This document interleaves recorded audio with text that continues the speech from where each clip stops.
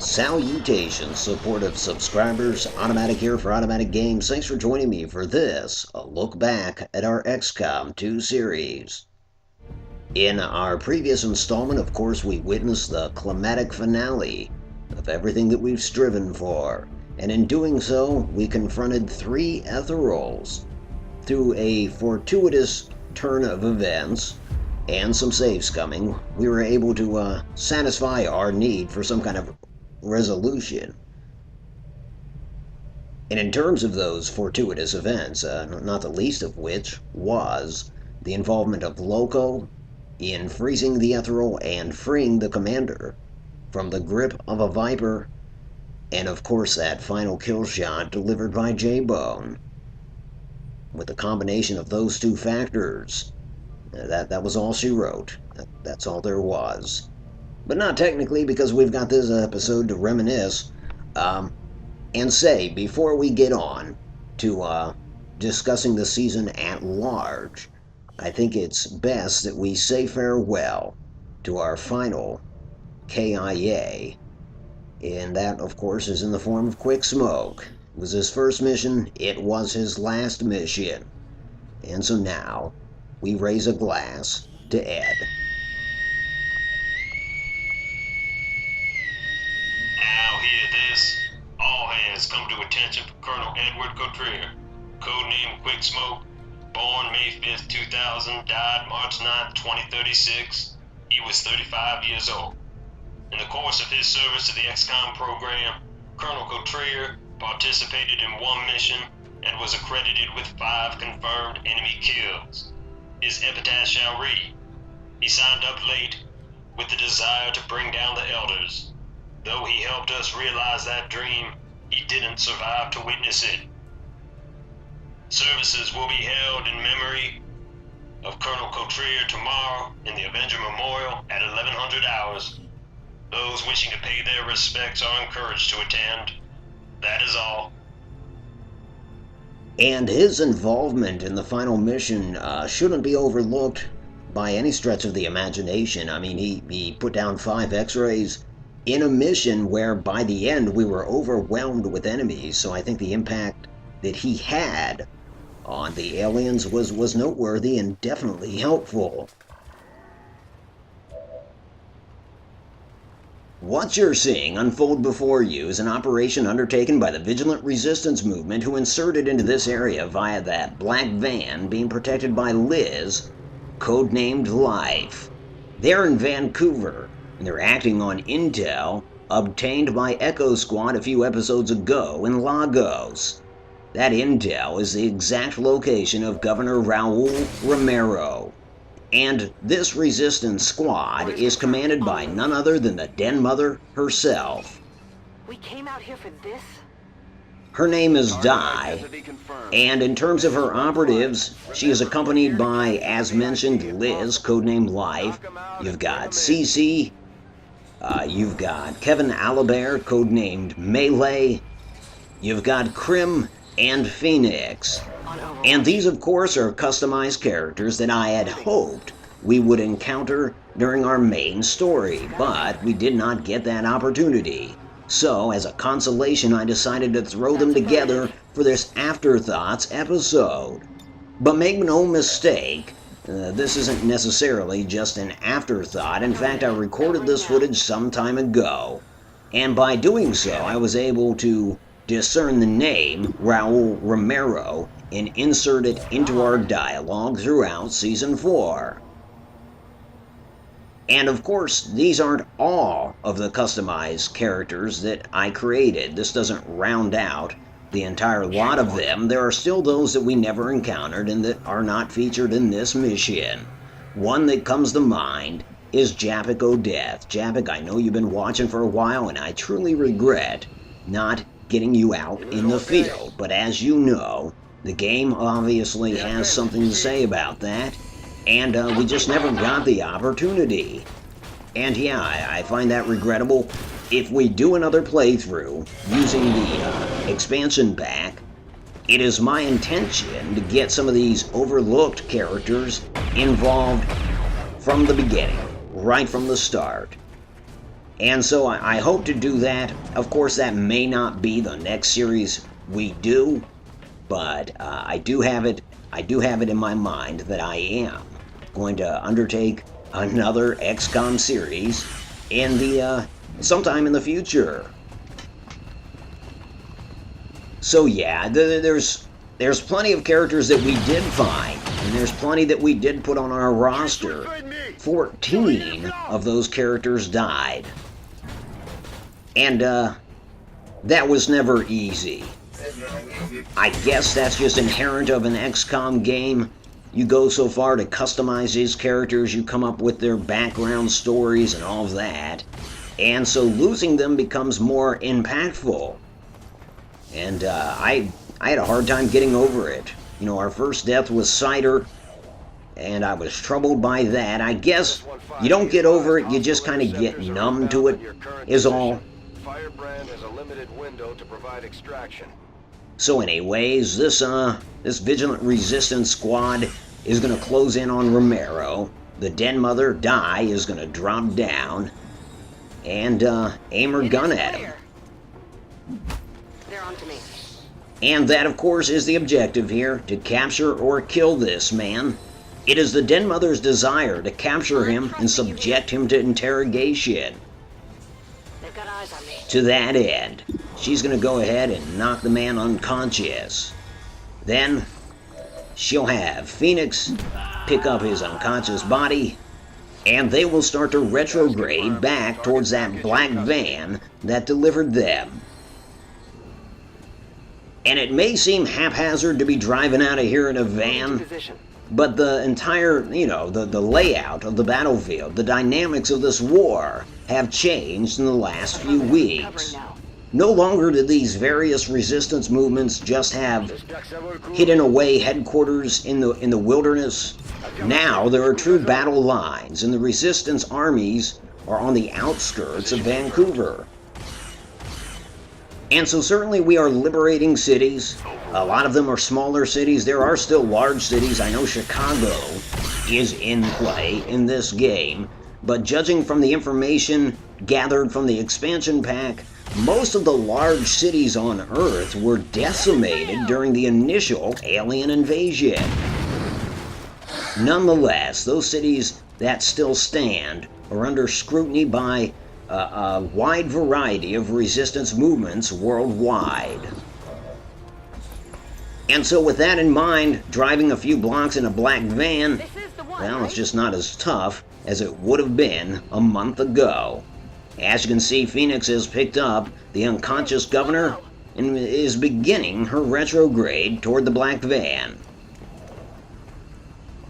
In terms of those that we lost, I mentioned Cider. Following him, of course, was Corky, then Zombie Wolf, then Noisy Boy. Then, of course, Delta Squad met an unfortunate end. And in that particular mission, we lost Covert, we lost Sea Death, and we lost the Professor, all in one go. After that, we lost Outlast. Then, of course, we lost Otto. Then Charlie's squad met its unfortunate demise. And so with that, we lost CJ, Mr. Vane, and Boot.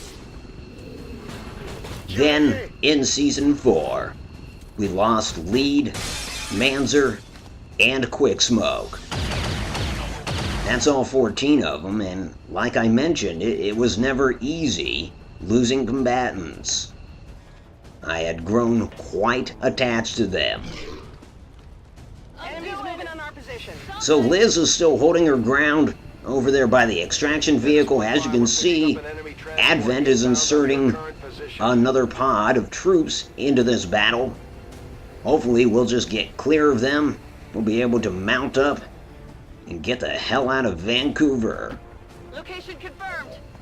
Or at least the hell out of this part of Vancouver, because there's other parts of Vancouver that are occupied by the Vigilant Resistance movement.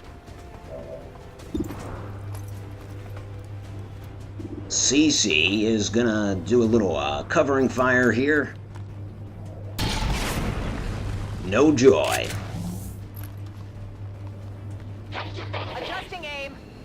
So yeah, you know, They got eyes on me. the deaths are one thing, but I also want to discuss the people that lived, the people that survived. I had considered in this final episode memorializing those that had died, but we kind of did that as their deaths occurred. There we go. Melee put down an Advent troop. En moi, plus que quelques milliers. Seeing as we memorialized those soldiers as they fell, I thought it best to discuss what happened to those that survived the war. And by my way of doing that will be, we're going to kind of make like it's 2060. And of course the war takes place in 36 and 37. And so, yeah, we'll look at it as if it's 2060. That way we'll be able to see what they did following this conflict. Some of them might still be alive in 2060. Others may have passed away of natural causes, accidents, disease. You never know. The method of death could, be varied in range. And of course, that's not as glamorous as falling to the Archon King, but such is life, I think. Oh, damn. The black van is enveloped in flames. Well, this squad is not going to extract via that black van, no. So, XCOM has offered them an extraction beacon. The only problem with extracting via the Sky Ranger is the place where XCOM intends to pick them up. It's out there on that street. And so though this resistance squad has a bunch of Advent forces to their backs, they're going to have to double back, thus cutting through them to get to the designated extraction point. And it is everyone's hope that none die in the effort.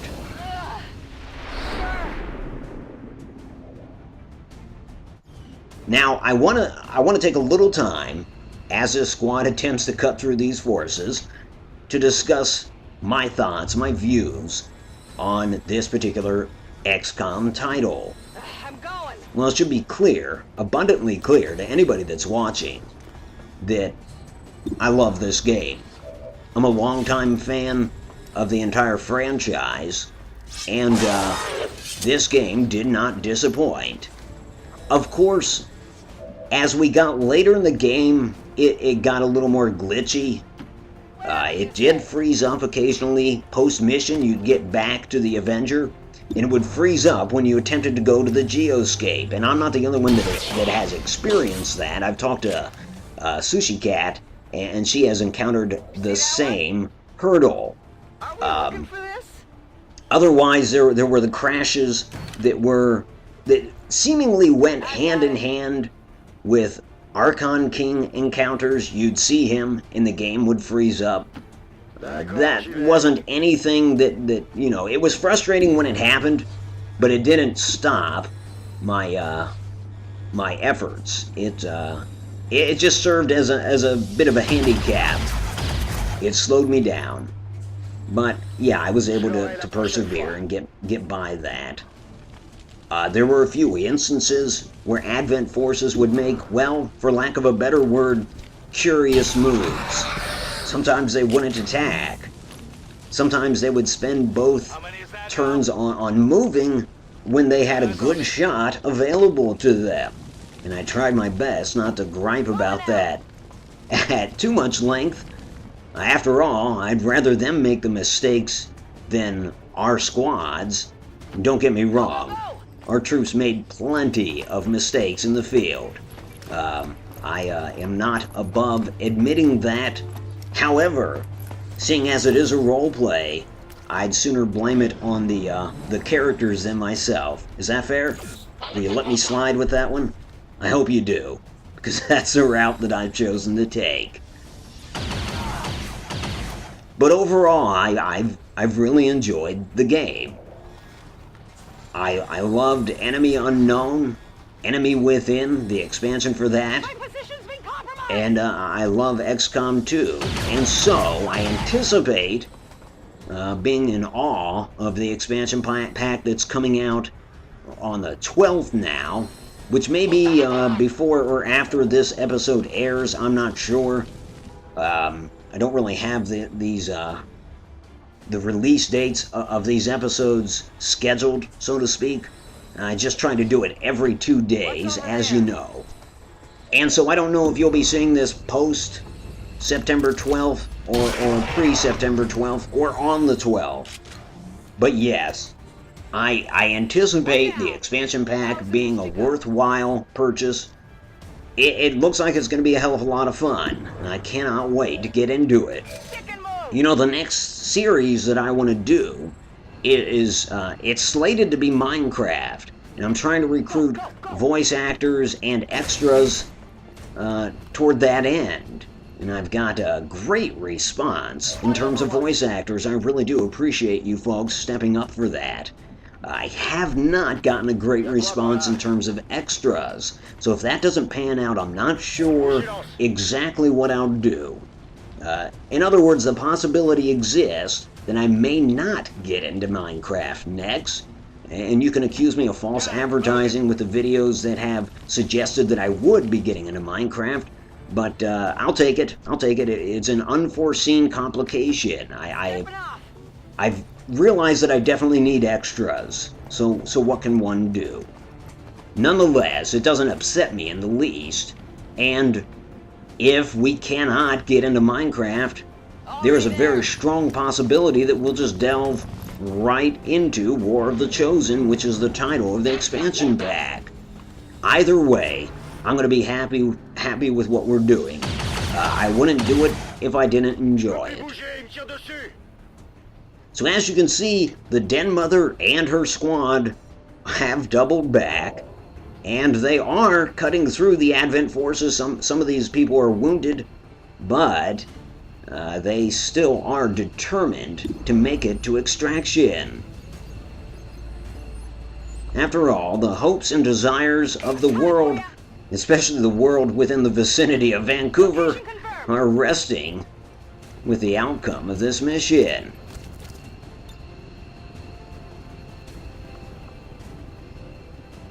Now, Dai is going to toss a flashbang grenade. That should disorient the troops nearby. And we can probably couple that with a smoke grenade. In fact, I think we'll do that. That way the troops can cross over to the extraction zone under some good cover, and wow, the enemy is disoriented.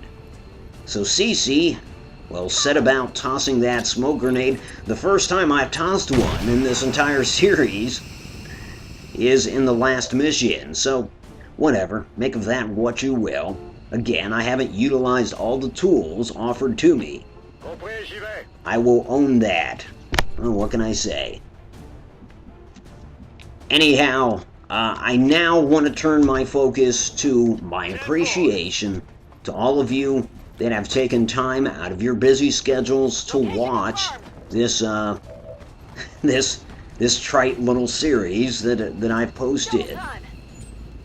You know, the views have been substantial, but you know, if somebody watches the same thing twice, it counts as 2 views, so I don't put a lot of stock into how many views we get. There we go, Governor Romero is extracted. Good deal. Phoenix is out of there with the governor. Now, where I put my focus in terms of response to my videos is, of course, in the comments. And I've been blessed by the comments that I've received. Your feedback has been invaluable. There's probably 8 to 10 of you that regularly comment on the videos, and that always thrills me. It really does. Some of your comments have been, you know, almost within the scope of the roleplay, and I've enjoyed that. Some of them have pointed out areas where troops could have made alternate decisions, and I've appreciated that. Altogether, I just, again, like I said, I feel blessed that you folks have taken time out of your schedules to watch. And it is my sincere hope that you've enjoyed what you've seen. I spent a little more time on each episode than just your typical Let's Play, only in so much as the biographies or the memorials. In terms of the story kind of wrote itself. Granted, there were episodes that were kind of like side stories, a la Delta Squad. And, so with Delta Squad in mind, they were kind of slated to meet with Catastrophe. That was just part of the story, you know what I'm saying? When we rescued Javier Valdez, that was a side story. There were several side stories throughout this series, and I feel like they complemented the main narrative. At least I hope they did. I hope they didn't serve as a distraction and nothing more. But I think it helped to explore some of the motivations of these soldiers, some of the regrets or the desires or what have you. And, a lot of this, we talked about this being psychological. In fact, Mortal recently mentioned that what XCOM really needs is a good psychiatrist, or psychologist, rather. And I think he might have hit the nail right on the head. Seeing how troubled some of these troopers have been, they definitely needed some kind of shrink to talk to. All right, I'll go. But we never did get one. We got engineers and scientists, but never a psychologist. But yeah, I've enjoyed doing so. I've enjoyed delving into the impact that this war has had on them, and all of that. Just trying to explore it from, well, every conceivable angle that I could come up with. Okay, I think once Krim here extracts, all that remains is Die. No, I'm wrong. Liz has to get out. That's codename Life. I'm glad she made it. I mean, she was farthest away, from the extraction zone, seeing as she was posted up by the initial means of extraction, that van. Now, everyone is out except for the squad leader. Die will seize upon the opportunity, and she is out of here. Mission accomplished, and Raul Romero is in our custody. Well, I don't want to say the XCOM squads were too busy to undertake this mission, but Resistance definitely had a front row seat to central Vancouver, seeing as their lines are encroaching on that city day by day, hour by hour. So it just seemed more logical to have them move on Romero. And I'm glad we did, because they definitely accomplished their mission, and they took no KIAs.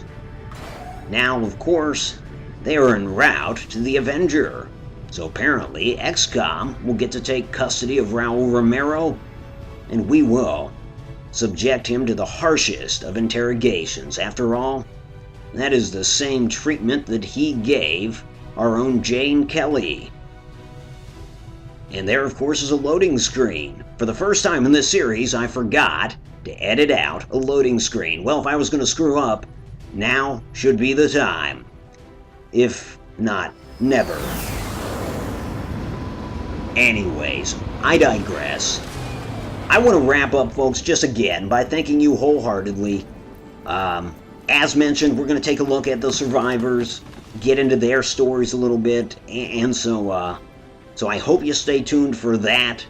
But yeah, I'm indebted to you. And there he is, Raul Romero. We got you bastard. We got you. Okay. Now, with no further ado, let's have a look at our survivors and share their post-war stories.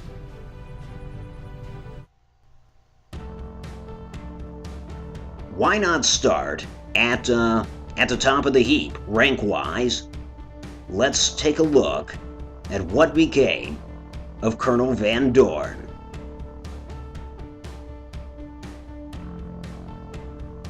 Peter Van Dorn gained much notoriety for his involvement in the revolution and following that conflict, his stock skyrocketed. Ultimately, he attained a position as one of the Joint Chiefs of Staff for the new President of the United States. While in transit to inspect troops on Wake Island in 2041, Van Dorn's Sky Ranger experienced mechanical failure and plummeted into the Pacific Ocean, killing everyone on board.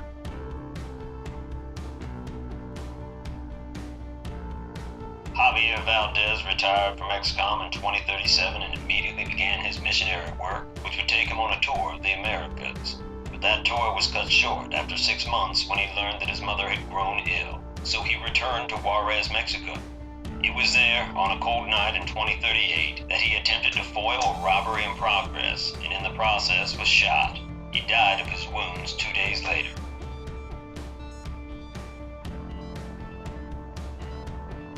Troy Black went on to author the book My Year in Revolution, which explored his time with the XCOM program, specifically focusing on his involvement with Charlie Squad and later Alpha Squad. It was a bestseller. The most controversial aspect of the book was its condemnation of Thomas Trumpet, who Black blamed for the death of Dan Richards. The two former squad mates and friends never reconciled their differences. Troy Black continues to write from his home in New Harbor, Maine. Manny Fawcett never returned to Indiana as intended. Instead, he remained with the XCOM program. When Van Dorn left to serve the President of the United States, Manny took over as the commander's XO aboard the Avenger. Still, his stock rose. Eventually, he became the commander of his own Avenger-class vessel. Even today, he serves the Navy as an admiral in the Earth Defense Fleet.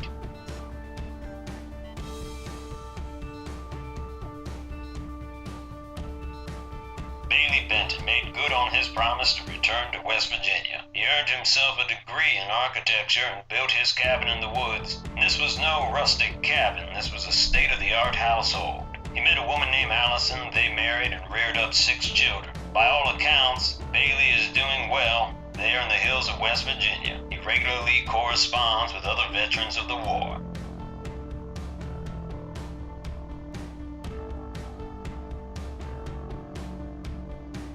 Much like Manny Fawcett, Sandra Barron remained with the XCOM program, participating in the hunt for remnant Advent forces around the globe, and in doing so she earned herself a regimental command. Barron's regiment was defeated in the late 2040s in the Congo during the War for Unification. It was in that action where Barron took a mortal wound. She died on the battlefield, and a statue was erected in her hometown in her honor.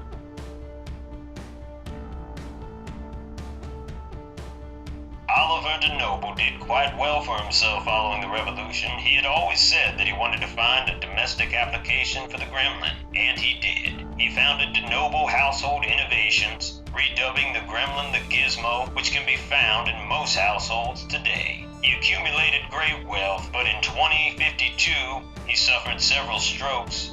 In 2053, he died in his mansion in upstate New York. Peter Two Bears was already a well-known revolutionary by the time XCOM hired him. When he returned to Montana, his exploits only continued. Eventually, he was elected governor of that great state, and many called him a military governor, for he led his National Guard all the way to the outskirts of Vancouver in the mop-up operations that followed the revolution. He was diagnosed with pancreatic cancer in 2055 and succumbed to that illness 3 years later.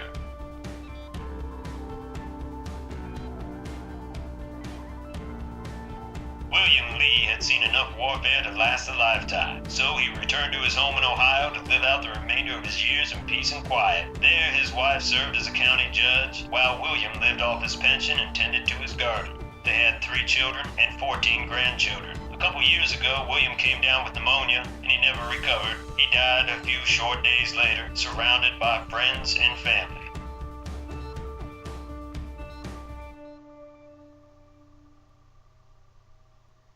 Joan Richards was never one to shy from her past. Though she couldn't move back to Atlanta for it was gone, she did move back to Georgia where she purchased a vast estate. She never married, she never had children, but she always surrounded herself with friends from her formative years. In fact, she's the chairwoman of the Veterans Association, and she regularly hosts XCOM reunions. She loves swapping stories of the war, no matter how dark or how vainglorious.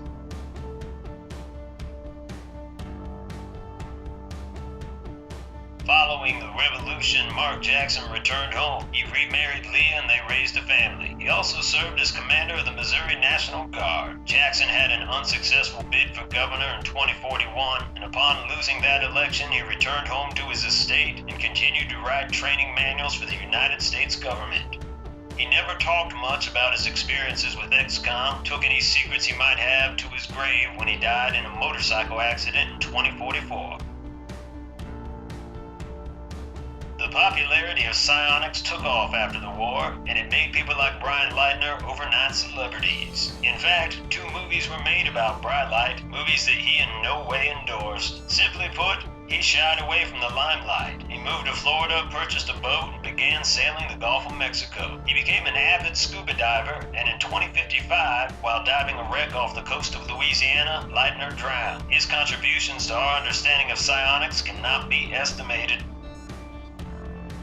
Gary Packard is long since retired, living in Venice. But following the war, he stayed with XCOM long enough to serve during the mop-up operations that followed the revolution. After that, he attempted to bow out of military service, but was called back into action by the new United Nations, who gave him the rank of general in command of an entire theater of operations during the Wars for Unification. He achieved great success during those wars, and the Packard Proving Grounds in Boca Raton are named in his honor. In order to remain closer to her sister, who became a U.S. Senator following the war, Stacey Fallon moved to the new U.S. Capitol in Kansas City, and it was there that she gave birth to a son, Jared Williamson Jr. She was a single mother and an entrepreneur, opening up a string of gyms across the capital city. She only appeared at one XCOM reunion, and it is well known that she does not like to discuss her experiences with the XCOM program.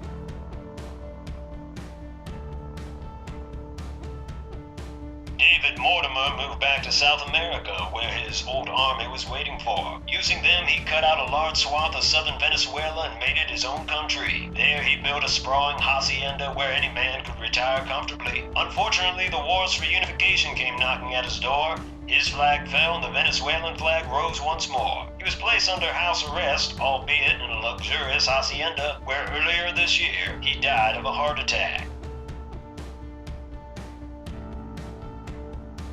Catherine Sussberry dedicated her life to the well-being of others. In fact, she lived for a couple of years in Juarez, Mexico, tending to the late Javier Valdez's mother. Subsequently, she has counseled numerous veterans of the revolution and civilians adversely affected by the alien occupation. She's written several books about her experiences with the XCOM program and currently serves as an advisor to the Earth Defense Admiralty. She is still a pyromaniac. Bridget Michaels committed herself to the legacy of Delta Squad. In fact, she authored the book Fording the Delta. In the mid-2050s, she was recruited by the new United Nations. She quickly rose in rank, earning herself a command. She fought for 3 years with distinction and then returned stateside to her home in Wyoming. There, she died in an automobile accident just last year.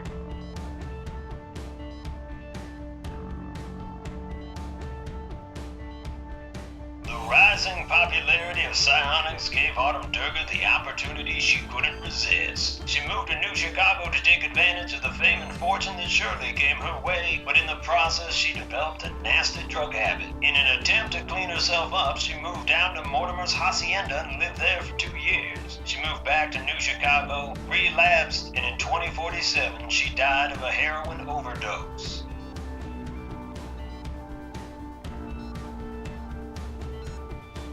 Thomas Trumpet could never get over the book written by Troy Black. He tried to. He moved to Kansas City, got married, had 2 children, became a surgeon at Kansas City Memorial, but it was never enough. For all appearances, he was a happy man, but his journal indicated that he was tormented by Troy Black's indictment of his character. In 2054, Thomas Trumpet took his own life with a handgun.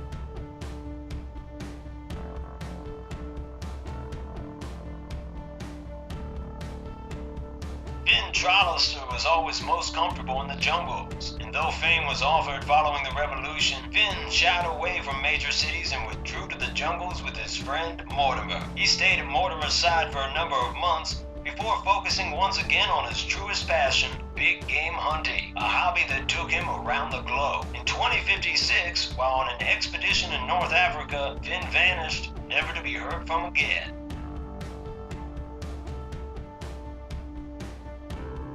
Gary Hillsdale could never come to grips with his experiences with Charlie's squad. Using his pension, he purchased a loft in Vancouver, but he became a recluse, steering clear of society and never corresponding with his XCOM counterparts. They say he took to the drink, so much so that he died of liver poisoning 1 year after the conclusion of the revolution.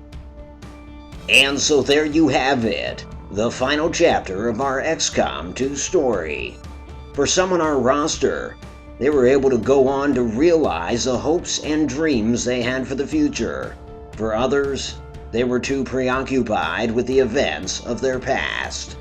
No matter their view on the hand that life dealt them, for one fleeting moment in the years 2036 and 2037, when humanity needed them most, they were there, and they were right on time, often extracting in the nick of time. And what have they to show for it? Certainly, Earth is a safer place without our occupiers. They have the stories that they will swap until their dying day. They have their battle scars, the relationships formed, the medals that they earned.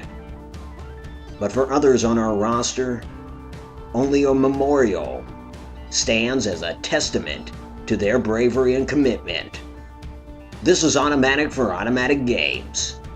I appreciate you watching. If you like this, and if you're subscribed, I'll talk to you soon, friends.